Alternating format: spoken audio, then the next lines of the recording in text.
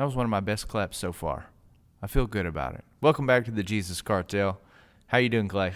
Man, I am doing good. We had a good workout this morning. Kind of got a little breeze going on right now.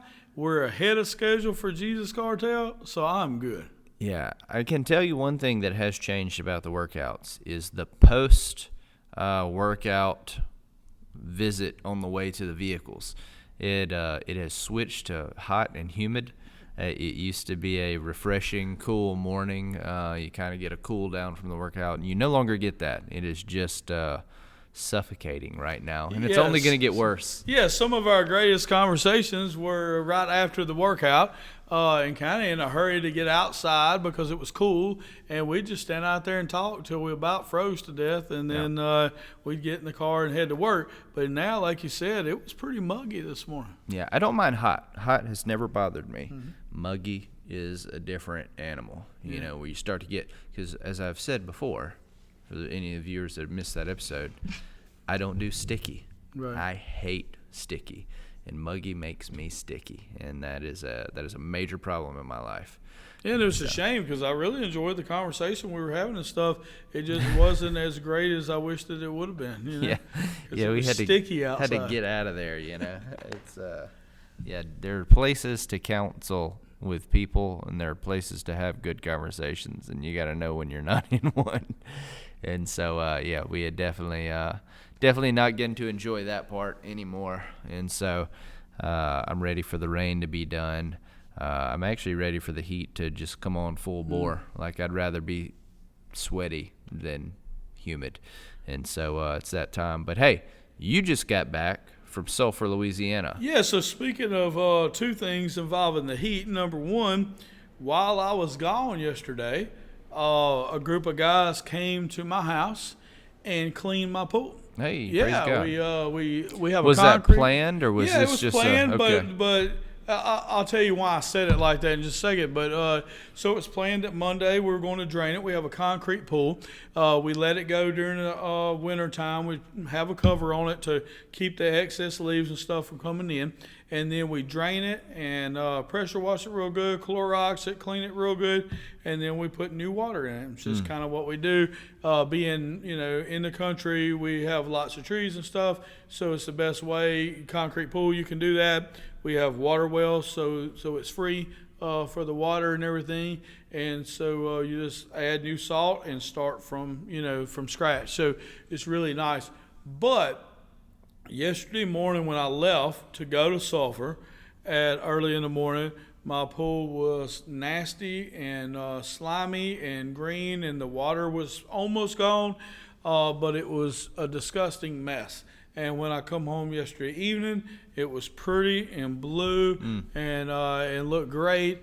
And so we're adding water to it now, so we're excited about that. Now, we don't get in the pool very much at all. I don't know if I've ever seen you in it. Yeah, it doesn't happen that much, but we do love to be beside the pool when it's clean.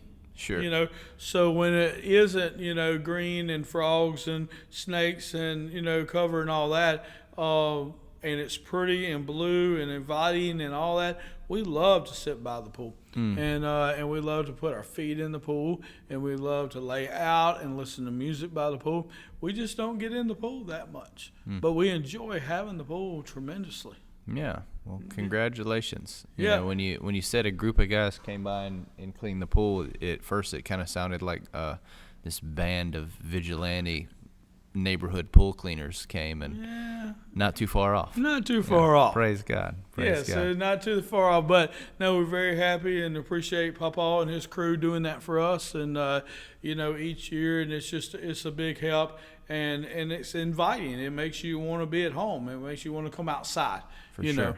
But where we were yesterday is Sulphur, Louisiana. So a group of young boys or young men that had a honor of being able to coach most of them. They're all in high school now, and so the Mangum High School Dragons went to Sulphur, Louisiana yesterday and played in this. I guess it's 2A Division IV state championship semifinals yesterday.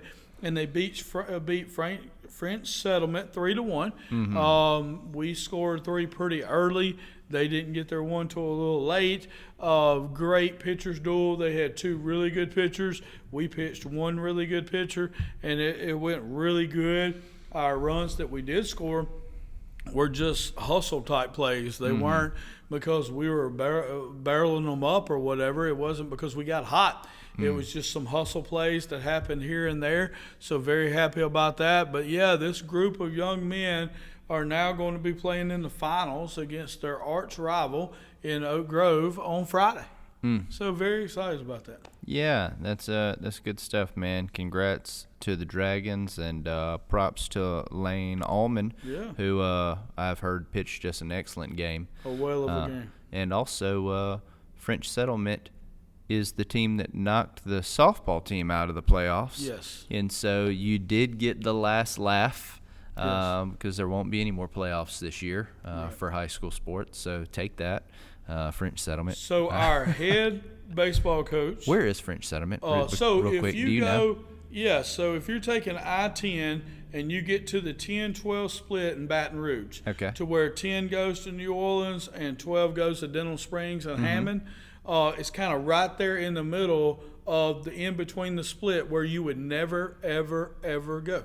Okay. You either take the 10 split or the 12 split, but this is like if for some odd reason you went straight with no roads, you would end up at French Settlement. Yep. All right. And so our head baseball coach, his daughter is our softball coach, and she's our number 1 fan. So she's there, watching her dad coach against the team that knocked us out of the softball deal. Yeah. Yep. Did Scott, right? Yep, Scott Woodard. Did Scott make any reference to his daughter about, like a better coach was able really to put don't French know. Settlement away? It's very possible because I don't know if they've got that kind of they do. relationship. And he was her softball coach starting in about 7th grade. Yeah. And he came. He won a state championship in baseball 11 years ago. And then left baseball to go coach her in softball. He coached her for the next, 6-7 years, whatever it was. And then he's helped coach with her the last couple years. But this year we needed a baseball coach. So as the athletic director, he came over and coached baseball. And her and his assistant, long-term assistant, Miss Susie Mullins, coached the softball team. I was at that game that they won 11 years ago. Okay. Yeah. When you first said it, I was like, that must be a different one. But now I've just been here longer than I realized.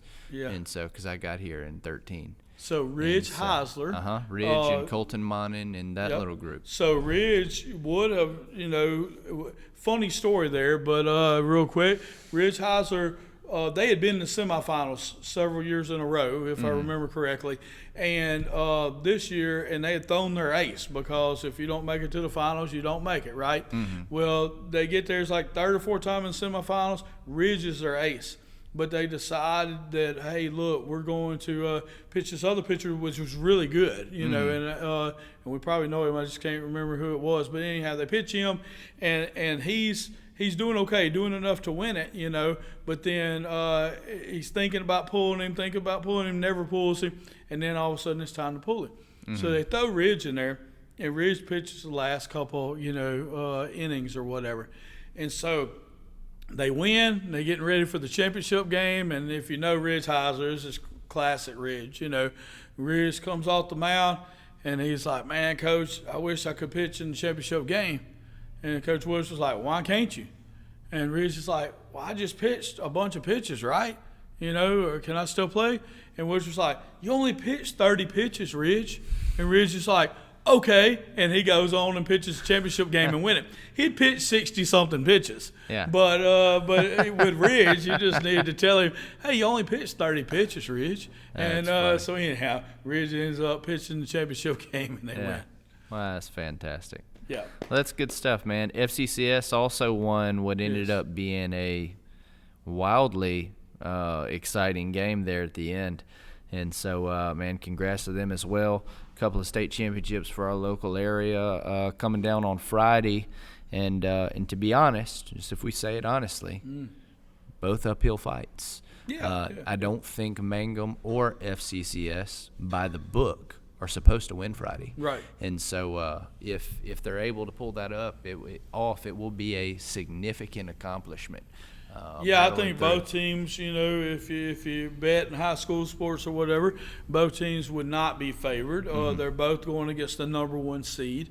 I think FCCS is coming in as a 3 seed. Mangum's coming in as a 2 seed. Mangum did pitch their best pitcher, and Oak Grove was able to save their pitching. So on that side, Oak Grove definitely would have an advantage there because they have all their pitching readily available, whereas Mangum doesn't.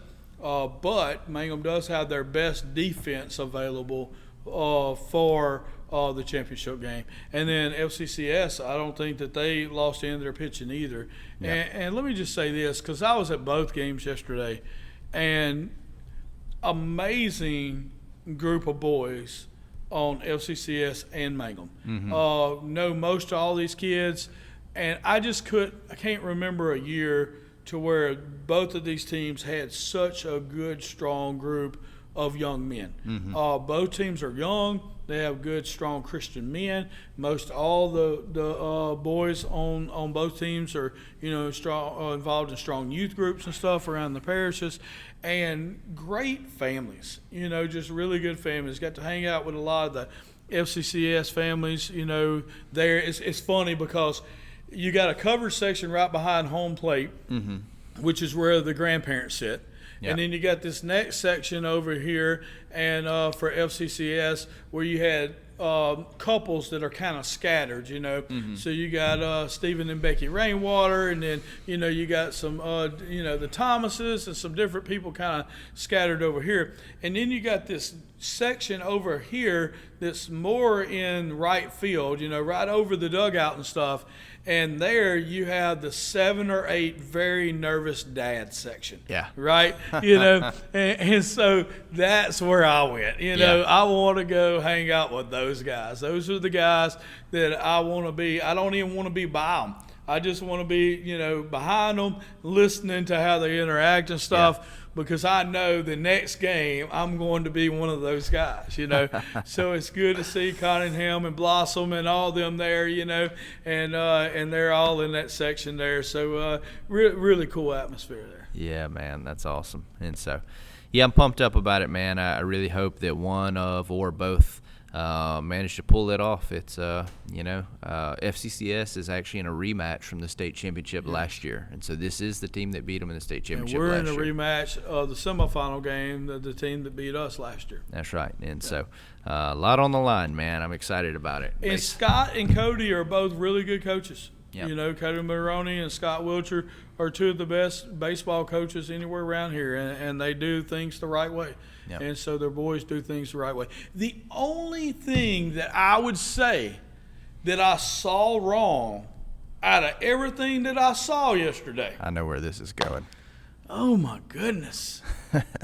Who told these boys that they could be a blonde bombshell? Because none of them look great. Yeah. So for anyone and I even have something a little deeper than that. For anyone who's listening and has no idea what's happening right now, the majority of the FCCS baseball team, all but 2, bleached their hair. And I'm talking Slim Shady, like exactly what you think I'm talking about. And Clay could not be more perturbed that it happened. Some of them use Clorox. Some of them use $2 boxes. Some of them went and got $200, jobs done in Monroe. It's a wild variety. All equally safe. But they're all equally terrible. Did they win? They did win despite their hair. And it's worth it. Now, I will say this. Ben Graham just got some highlights. Yeah. I mean, his was good. He got some highlights and everything. But the majority of them went just the whole way. That's what you have to do, man. It reminded me of Kramer a few years ago at LSU. He did the same kind of thing. And I told him after they did it, I was like, you have to win. Like, you can't do that for and then go down there and get beat. That'd be very embarrassing. So it's difficult for us because I've watched a few of their games this year, but I don't know all their numbers, but I know all the kids, but I can't tell them apart out there. You used to know all the I kids. used to know all of them, but I can't tell them apart out there. But, the whole reason they do it isn't so it looks cool while they're playing.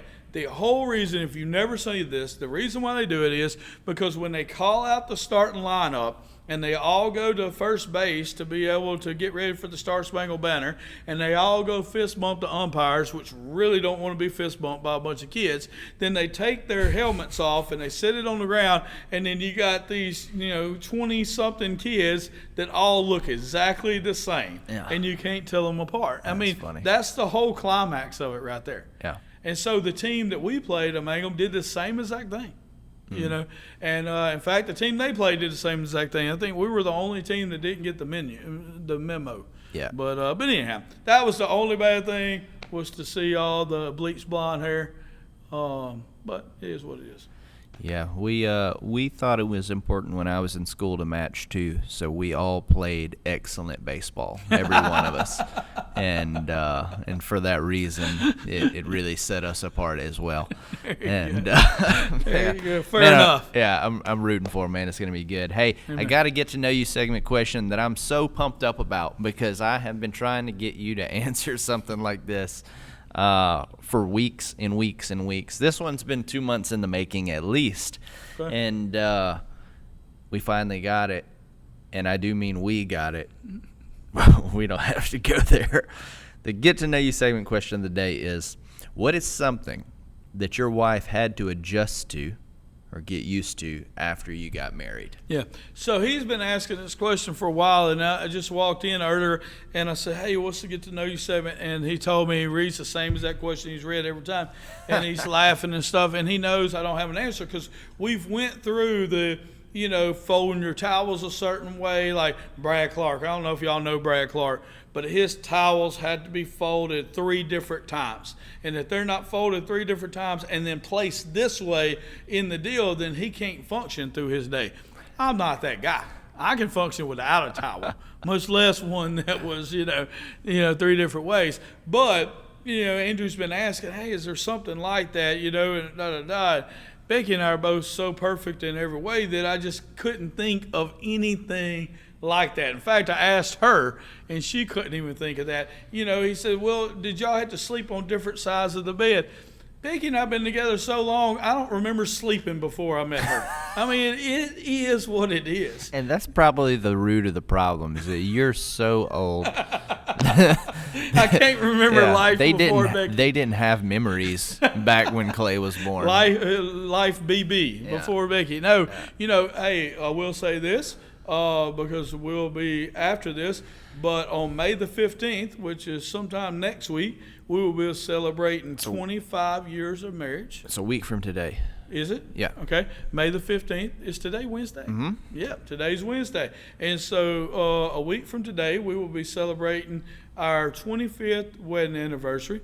And then in June, that means we will have been together for 29 years. Congrats, so, man. Yeah, it really has been a long time. So he's been asking stuff like that. So he asked me the question again today. I told him I still don't have an answer. And so he gave me an answer, and it's the right answer. Yeah. So Andrew answered my question. Yes. And I'm going to answer it now. Because I know more about Clay and Becky's relationship than they do. So, yes, Andrew, there is something that she had to adjust to. And that is my love of sports and being around sports all the time. So Becky made 1B in high school, and it was in PE because she did not want to dress out. So she hated sports, hated it, didn't even want to be a cheerleader because that would involve going to sporting events.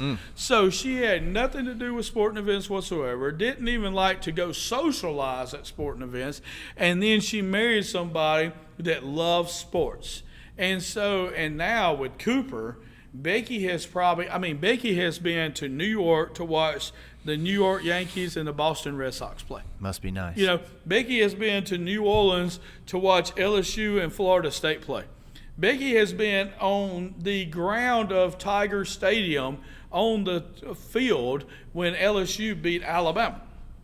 So she's been to all of these major sporting events that most people would die for to even go to one. She's been to tons of them, and she's always hated sports, That is but wild. she's gotten adjusted to it. And now, I mean, hey, she's with me in Sulphur yesterday, now she still asks some questions, Yeah. and she's trying to understand a little bit, but most of the time she's just happy to be there because we're together, and that's what God has called us to do. Yeah, hearing all the stuff that Becky has been to, that most people would really like to. It sounds like if Bill Gates won the lottery. It's just like, for what? More and more and more. Yeah, this is unreasonable. Yep. Yeah, so we argued about this question, you and I, for some time, and I was trying to express to him, I wasn't saying it had to be something bad or negative. There just had to be. There's no way two people can come together and everything just be exactly the same.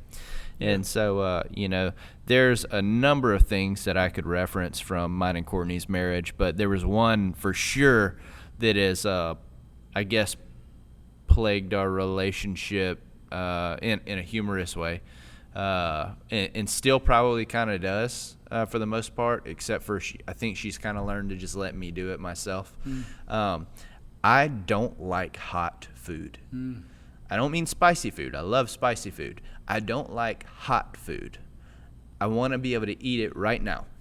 And I don't know if I'm extra sensitive to temperatures or what. I love a hot tub, but there is a level to hot water that gets uncomfortable for me. And hot food is the same way. It does not take a very hot meal for me to burn my tongue and not taste for several days. And so I'm extremely skeptical of it. I've been skeptical of hot food since I was a child. If I see any version of smoke or anything coming off the food, I'll wait. And I'll wait a long time. Yeah. I don't care. I'm not somebody who's so controlled by food that if I see it, I have to have it immediately. I could see a meal I really like and wait half an hour or longer. I have a sermon illustration about buying some ribs in Natchitoches and not trying to eat them till I got back to Pineville. And so, I won't eat hot food. I don't want it. I'm not interested in it. Don't offer it to me. And so, I'm a fan of making large meals. I know it's your family, right? Doesn't really like leftovers or doesn't do leftovers. And so I'm on the other end. I like to cook a mess of food all at once. And then because I run so much, I'm always different places and stuff. So it's hard. It'd be hard pressed for us as a family to cook every night. And so if we can get a day where we can cook, I want to cook for several days and then just kind of get it as we go. And so Courtney would always try to microwave my food for me. And it would always end with me not eating for a really long time because she nukes it, man. And like it's got the plague on it. She's trying to make sure I don't die. And so this was something that we've been through a lot of times. It's like, hey, I'll eat it out the fridge before I eat it hot. Right. And so yeah, that's always been something that was very odd to her about me. So here's the deal. Courtney is right. And here's impossible. Why. No, and here's why. Because it has nothing to do with your taste buds or what do you think or whatever. It has everything to do with bacteria. Now, we don't want to cook food, leave it out, and let it grow bacteria and stuff because you like it when it's not so hot. We need to be able to eat this food hot, and if we can't eat it hot, then we do microwave it and nuke it to get anything bad out of it. And she can do that to her own food if she wants to. She's not microwaving the family's food. She's microwaving my plate. I know, but we don't for want 7 minutes. We don't want your little tummy to hurt because you got bacteria. Brother, I am a specimen. I'm not certain I can be killed. So I'm not convinced I'm not immortal. We'll find out. But Elena and Jackson went to a po' boy place called Daryl's yesterday. Who is Jackson? Jackson is JTK. This is the stalker guy. Yeah. Oh, I remember the stalker. Yeah. Okay, same guy. guy. So Elena and JTK went to Daryl's Po' Boys yesterday, where we went to a seafood place. We got down there earlier. We were able to sit down and meal. they went to a po' boy place that, everybody says is really, really good. And so they get to the game a little later. We get to hang out because there was a delay. Yada, yada, about 2 hours, after them being there. It's 80-something degrees outside, I said, hey, how was the po' boy place? And Jackson says, man, it was really good. He said, Elena ate all of hers. And I said, okay. So what'd y'all get? He said, I got a roast beef po' boy. She got a shrimp po' boy. And Elena must have really liked it because she ate all of it. I said, okay. Well, I asked Elena a little while. I said, so I heard your po' boy was good. She said, yeah, they had halves and wholes. She said, I got a half. Jackson got a whole. And so that's why she ate it all. She goes, but we still got half of one in the car. Mm-hmm. And I said, okay, why? And she said, well, he couldn't eat it all right then, but we're going to eat it on the way home. I said, babe, po' boys have mayonnaise and tomatoes and stuff like that on there. Can't let that It's sit. going to be sitting in the car, probably we had an hour before the game. Game's going to take 2 hours. We're talking about 3.5 hours in the sun with no trees and all that. And I said, hey, that's going to hurt y'all's stomach. She goes, it's fine. Our stomachs hurt all the time anyhow. So that's what I was reminded of when you said that. Yeah. But here's the real test. Now, this is where the rubber meets the road. We can find out if this is really true or if this is all in your mind. And here's where we break it down. Mm-hmm. When you're at your father-in-law Richie's house. Okay. And Richie is grilling for everybody, okay? Mm-hmm.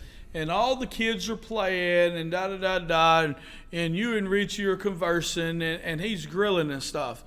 And when he has some sausage that is ready on the grill before everything else, and the only reason he cooked the sausage is because that's what men do. They cook sausage so they can eat while they talk before the rest of the meal is ready. If Richie, as your father-in-law, offers you a piece of sausage while the chicken, or whatever's getting ready, do you take it or do you not take it? So, he'll vouch for this. I will take it and set it down. Come on. I will. Set it where? I'll go get there's usually paper towels. So you're grilling, there's stuff around. I'll set it on a paper towel, and I'll leave it out for a bit. Mm-hmm. And then what? I'll eat it maybe 10 minutes later. Really? Mm-hmm. And Richie's okay with it? Probably not.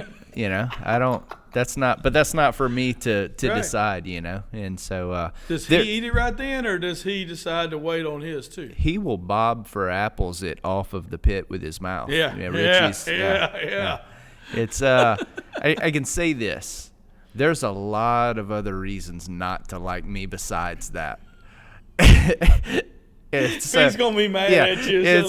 So if I have somehow bypassed all of the other reasons that you could not like me, and that's the only thing bothering him, I'm thinking I'm doing okay. You're doing okay. Yeah. No, there's plenty of reasons to dislike having me around. I'll have to text him in a little while and ask him. Yeah. He'll he'll respond to me 2 weeks from now. I'm gonna end up getting a piece of sausage. Is what's gonna happen. So. Yeah, no, that's good stuff, classic man. Richie. I'll hear from him in a couple weeks. Yep. He runs, man. But man, that's some good stuff, man. Yeah, we did good. Becky, the sports superstar. Yes. And Courtney, who can't operate a microwave correctly. You should never have to hit a number below 1 or higher than 1. Don't do that. And so today I want to talk about something. We had one of our viewers bring a question up to us. It's been 2 or 3 weeks probably, and man, I thought it was an excellent conversation topic. We didn't really get into the weeds of it. You may have been around when the question was asked. You were, and we just didn't really get in the weeds. There was a lot going on, and I think that it'd be a good thing to discuss because it does happen. I don't know how common I want to say it is. I'll say it's not rare, but I wouldn't say it's super common either. And so I think it's an issue that everyone stands a reasonable chance of encountering a time or two in their life. We'll say it like that. That's probably a fair analysis of intentional ministry. And so basically here's what we're getting at. Sometimes you're ministering to people through words, through actions, through relationships.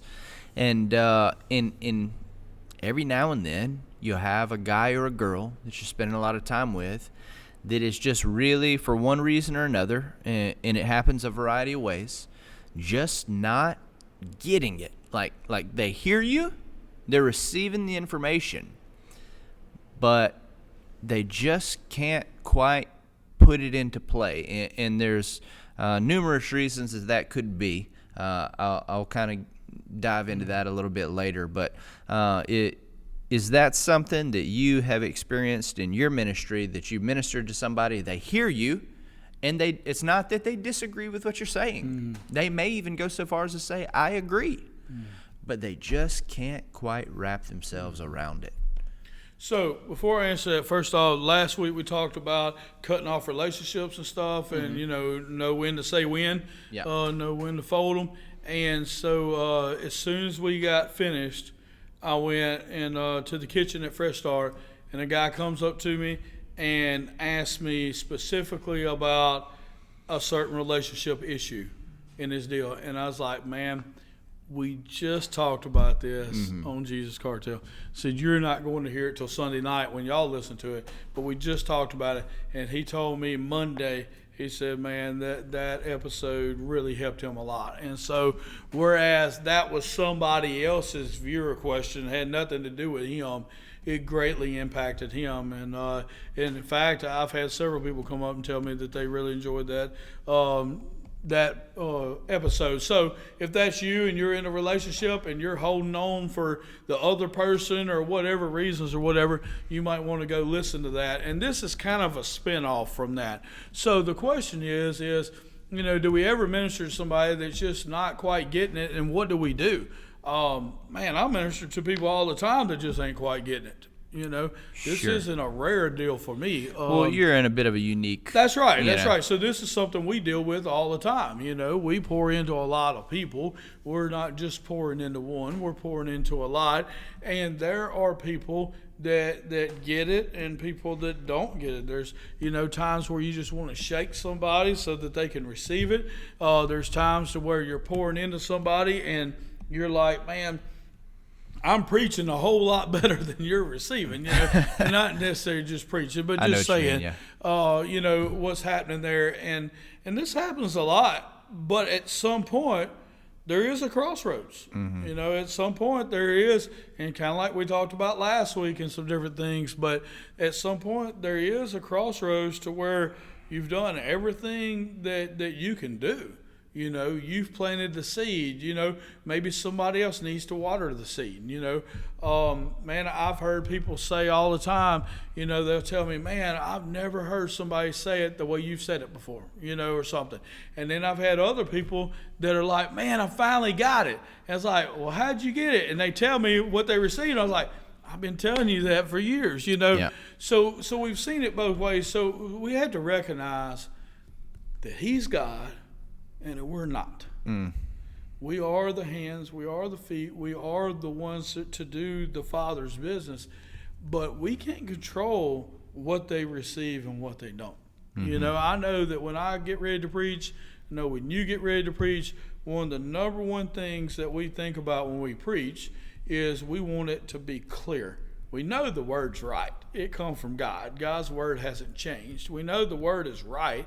We just want it to be clear. But it's the same way when we're ministering to people. We want to be able to give them analogies, give them real world, situations, whatever it is. But we want it to be clear. But sometimes, to them, it's still not clear. And it could be for a variety of reasons. It can be because they got this one sin in their life they're not willing to get rid of. And because they're not willing to get rid of, they can't move forward with the rest of this. It might have something to do with what happened to them as a child. It might be an issue to where a deliverance needs to happen, to where there's something holding them back from their childhood, some childhood trauma that's there. It may be that they're scared of the commitment that they'll have to make, that they know that there's no turning back. It may be that they're scared of how other people will react if they take the steps forward. So there can be a variety of reasons of why they don't receive it. Yeah. And then I want you to talk about it a little bit, and then we can talk about what to do about it. Yeah. So to me, if I was going to categorize it, I would do it in 3 sections. Okay. The first section would be there are some people who are unable to or have a great difficulty with receiving love. So that'd be the first category. A lot of times the people I encounter that just don't seem to get it, it's because this whole thing stems from the love of God. You love because I first loved you kind of situation. And if you can't receive love, nothing can happen after that. And so if it all stems from first receiving love from God and you're unable to receive such, how can the next thing happen, right? So that's usually a potential roadblock. The second one is, one of the things you alluded to the next two pretty strongly. One, being unwilling to serve the undeserving. And so if we are, and when I say undeserving, because we're all undeserving apart from our relationship with God. And so a lot of times a call to follow Christ is a call to service. It's a call to love other people and value other people more than you value your own wants and preferences. And for so many people, it's like, I can get on board with that so long as they're doing the same thing. So if they're willing to serve, I'm also willing to serve. I'll serve you if you'll also serve me. Well, here's the problem. Who starts? Who goes first? Right. You know what I mean? And so they, in their mind, they classify certain people as not worth their service because that person's not yet started to serve them. And so they're waiting on the other person to initiate service before they're willing to serve. And it is a hinge point that I've seen so many people get stuck on and not be able to move past. It's unusual, but nonetheless, it's a reality. That one is far more common than anybody who's listening thinks, because when you hear it, it almost sounds like a niche situation. It's not. It's extremely common because people are willing to live sacrificial lives so long as they still get something out of it. And the mindset that I might have to serve and receive nothing in return is very, very hard for people to give themselves over to. But this is the life of Christ. He died for every single person, and not every single person is going to reciprocate that love. But he still made the sacrifice for that person. Amen. The sacrifice was still made even for the people who aren't going to reciprocate love to him ever. And so for us, it's not determined based on whether or not they'll reciprocate. We sacrifice because we're to be like Christ. So we sacrifice for all people for that reason solely. If we happen to receive love in return, heck yeah, dude, that's awesome. But that's not the prerequisite for whether or not we do it. And the third one is, what you also touched on, is just bad theology or a bad opinion of God. If you've got a misunderstanding of God, and there are several like base level understandings that you got to have squared away, and they're kind of the big theological questions people ask right off, as far as like people who don't believe in God or are kind of on the fence about it. They're going to ask, if God is good, why is there so much evil in the world? And dive into different variations of that question because they've seen something or experienced something that in their mind God caused or allowed that violates some value or ethic that they feel like they have. And so for that reason, they're not able to fully receive anything from God because they're not so sure that they like God. I'm not so sure that I want this person dwelling in me if this is a kind of character he has. And so some questions that you have to be able to answer early on to be able to move around that place. And so are there things outside of those three categories? I'm sure there are. But I think that you could probably sum the majority up, maybe 95% of those, into those three categories: being unable to receive love, unwilling to live a lifestyle of service, or just having a poor understanding of who God is and why things happen. So that's kind of my general opinion on how that happens. Do you have any thoughts on those specifically? My initial thought is that if you're intrigued by what Andrew just said and look at that, read 1 John chapter 4, 7 through 10. He basically just quoted a lot of that to you. God is love. And so if we're going to be all in for God, then we're going to be all in to love, and not to love God, but to love His people. How do we honor God? By loving His people. Dear friends, let us love one another, for love comes from God. Right? This is how God showed His love among us, that He gave His one and only Son to be an atoning sacrifice for our sins. Not when it was being reciprocated, not when we were making good decisions, but when we were on the other side. Christ died for us, right? And so this is all important, So if we are going to honor God, we're going to honor Him by loving His people, no matter what, whether it's reciprocated or not. This is how we show that we love God, is because God is love. He's commanded us to love other people, and that's one of the main ways that we honor God. And so somebody that's, not moving forward, is a lot of it's selfish reasons. They don't want to love people that way, like Andrew says, or they don't understand God's plan, or whatever. They haven't dug into it. But let's talk a little bit about, all right, so you're ministering to this person, you're sowing into them, it's been X amount of time, and they act like they want to get it, but they're not getting it. Now, how do we know that they're not getting it? Because they're not responding in a way that they would be if they got it, right? So they're messing up. They're making mistakes. They're not reaching out to the people. They're becoming more selfish. They're more self-centered instead of focusing on other people. So we're seeing actions in their life that's frustrating for us, right? That's how we know that they're not getting it. It isn't because of some theological debate. It's because the fruit in their life is not adding up with the fruit that they should be producing at this time. Is that correct? Yeah, and I want you to continue it. I wanna just kind of add a piece to what you're saying, because you covered it, but it's this particular mindset is sneaky, and people tend to not categorize it under what you said, which is where it falls. Self-centeredness is not just thinking you're the greatest thing that ever lived and everybody should serve you. It's also thinking that your problems are so bad that there's no possible way God could love you. Yeah. That is another version of self-centeredness. Now, people tend to not put themselves in that category, but this is all about you. Yeah. This is all about you. You're saying, woe is me, poor pitiful me. I've already crossed all these lines. There's no saving me. There's no helping me. And it sounds, you're painting it like it's some ultra version of humility and reverence. But the reality is it's not humility or reverence when God has verbalized to you, I've taken care of this. And you're saying to God, I don't believe you. I don't believe you. I don't care if you said it. I don't believe you.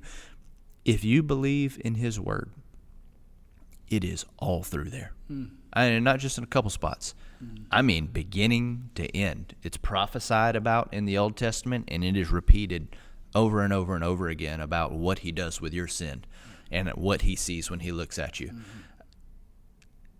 That mindset is completely self-centered because you are valuing how you feel above what the creator of the universe has literally said. And you're saying it doesn't, like, my feelings are greater than your statements.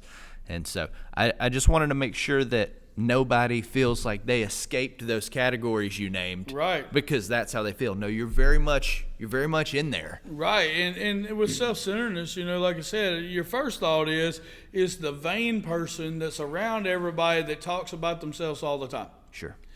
But where we see self-centeredness more it's the person that doesn't talk to anybody that's off by themselves because they just poor pitiful me. Nobody understands me. Nobody likes me. I'm all alone. Yeah. To me, that's just as self-centered or more than the vain person, because they're not allowing anybody to reach them at all. They're way harder to minister to. Yes. Like walls.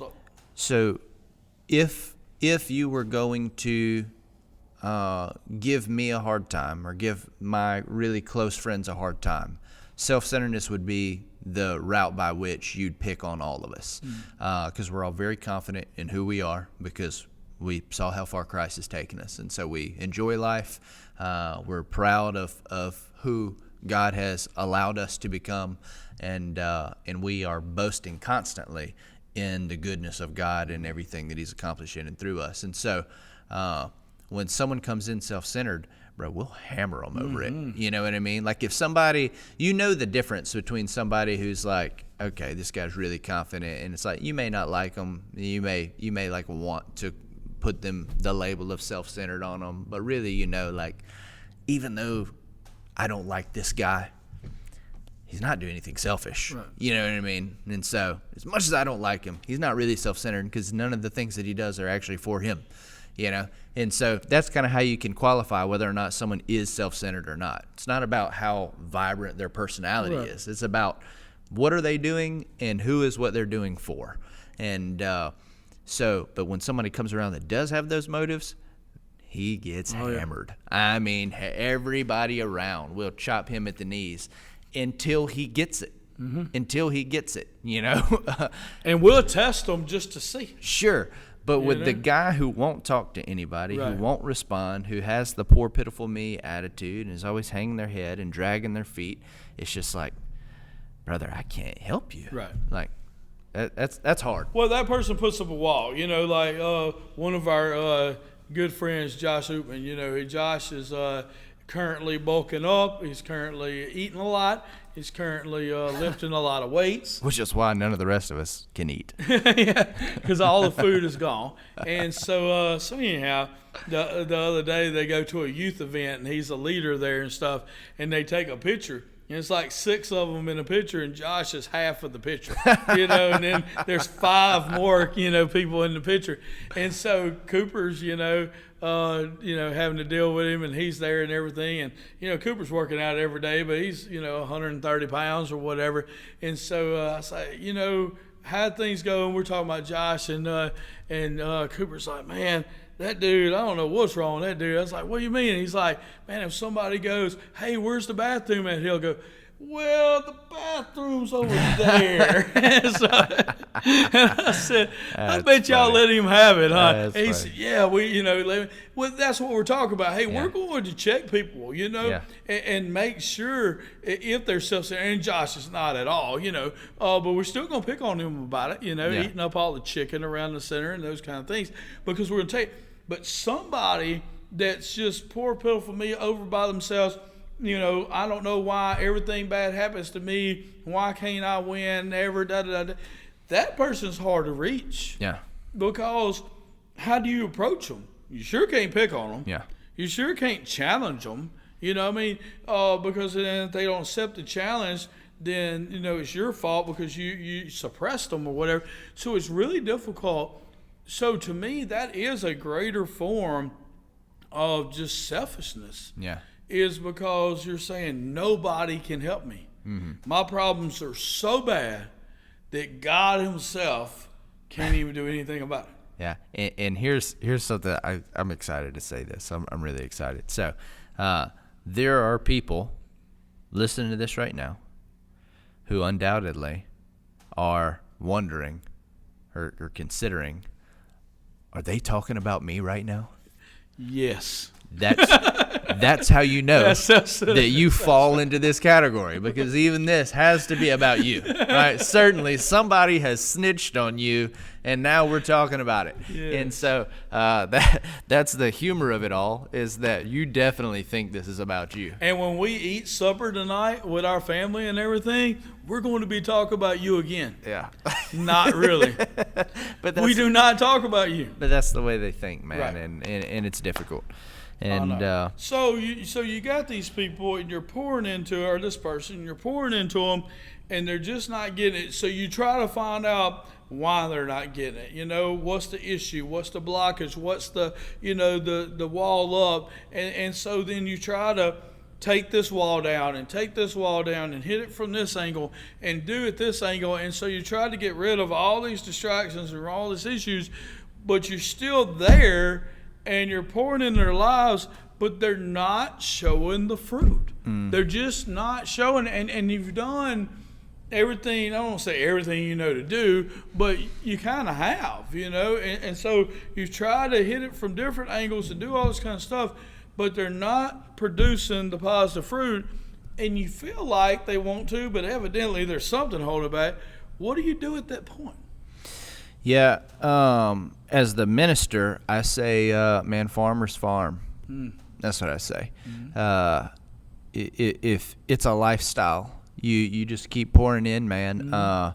There comes a point in everybody's life, and we talked about this a little bit with the whole best friends conversation a while back, is that you know, there comes a point in your life where you recognize whether or not the way that you're pouring into somebody is a benefit to them or not. I don't ever cut people out completely as far as ministry goes, but there are a lot of people constantly, weekly, that I make decisions to significantly lessen or increase with other people the amount of time I pour into this particular person, because I see they're not responding to what I'm trying to give them. And so normally I'll try to put other people onto them that I think may be more effective than I've been.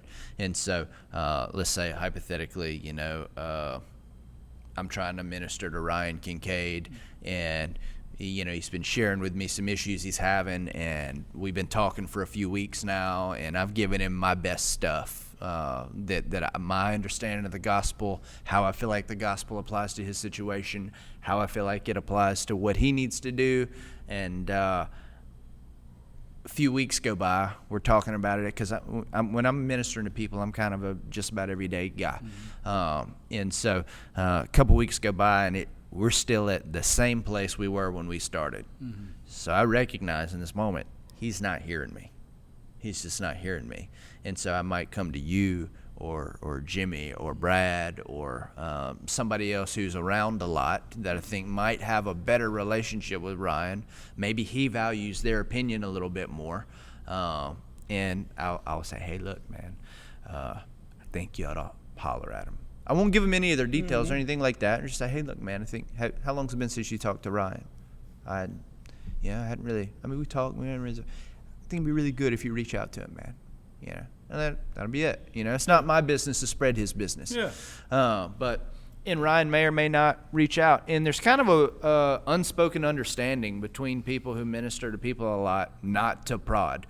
You know, like if I told you that, you wouldn't go to Ryan and be like, hey man, what's up? And Ryan's like, oh, nothing, man. Hey, you been good? Yeah, man, I've been good. Well, Andrew said, like, you're not going to do that. You know better. Yeah. And so it's a team thing. You know, ministering to people is not living on an island.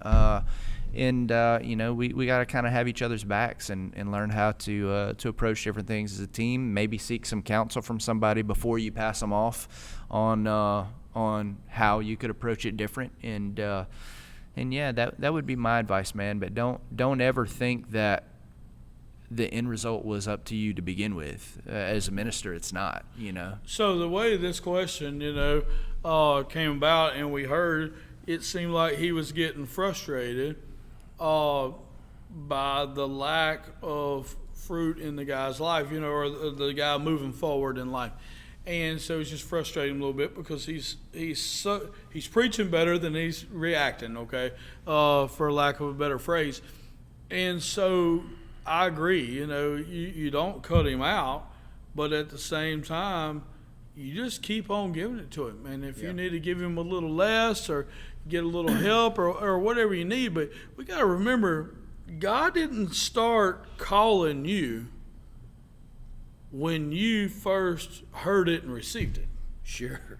Okay, you know, it was well before that. Yes, God didn't wait till you were 40 years old and screwed it all up 100 times before He started calling you. You just wasn't in position to receive it. Yeah. And wasn't in position to hear it and receive what God had for you. So let's don't be so quick to to discount somebody. I remember, and I told this guy the story that day that he was telling us to me and you, but you and I were in Malawi along with Matt Clark, Jeff Boughton, David John, and Brother Dave. And Matt was preaching a message. I think he was preaching New Wine, but he was preaching a message I'd heard him preach many times, a message that I'd preached. I remember it just like it was yesterday. It was on the back row. You were holding a little African boy that was probably a year or two old, and I was listening to Matt, and Matt said something in that message that didn't even fit. And basically, I think he's preaching on the old covenant versus the new covenant. And then out of nowhere, he said it was the conference that Samson put on. And out of nowhere, he goes, "It is not your job to save anybody. It is your job to lead them to the Lord and then let the Lord do the work from there. It's their job to receive what God has for them." And man, it was just so liberating to me because I am a manager by trade. I am a fix-it person by trade. I am a people person by trade. I love for people to not be doing great. Give them the word, give them the help, give them the leg up, whatever they need, and then see them walk it out from there. But so many times we do all those things and they either don't receive it or they take it and they don't do with it what they should. Not just what we think they should, but what they really should, And so to me, it's like you just want to shake it to them or you just want to be able to lay hands on them and give it to them, whether it's this hand or that hand, either one, and I'm fine with both. But at some point, you got to make sure that you're not trying to force things to happen. Sure. We got to live our life a way that's holy and pleasing to God. We have to serve God by serving others. We have to honor God by honoring and serving other people and pouring into their life. But we can't let ourselves get so frustrated because they don't receive it in the time frame that we think they should receive it in, even though we didn't receive Christ in the time frame that we should have received it in. Sure. But we're always looking at other people instead of looking at ourselves.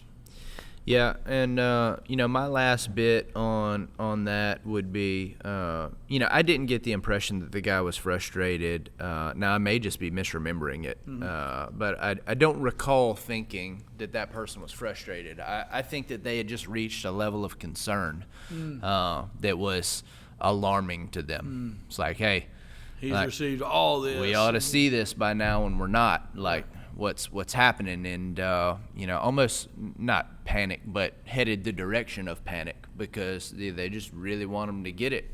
And I've been there before with people, and so I'll tell you this, and this isn't something that I ever say out loud, but I'm really pleasant to be around.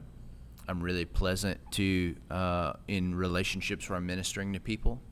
But when I see people start to not receive from me, I get sharp. And I get sharper and sharper and sharper until I've said something so sharp that they don't want to have anything to do with me. Now, I don't just do that in one fell swoop. I'm not a really nice guy, and then the next day I'm just so forward that it's like uncalled for and unheard of. You know what I mean? I'd say once I see that they're not receiving from me, I start to increase my level of sharpness. Like, hey, look, man, we've been pitter-patting this around. I've been trying to kind of, lead the horse to water and see.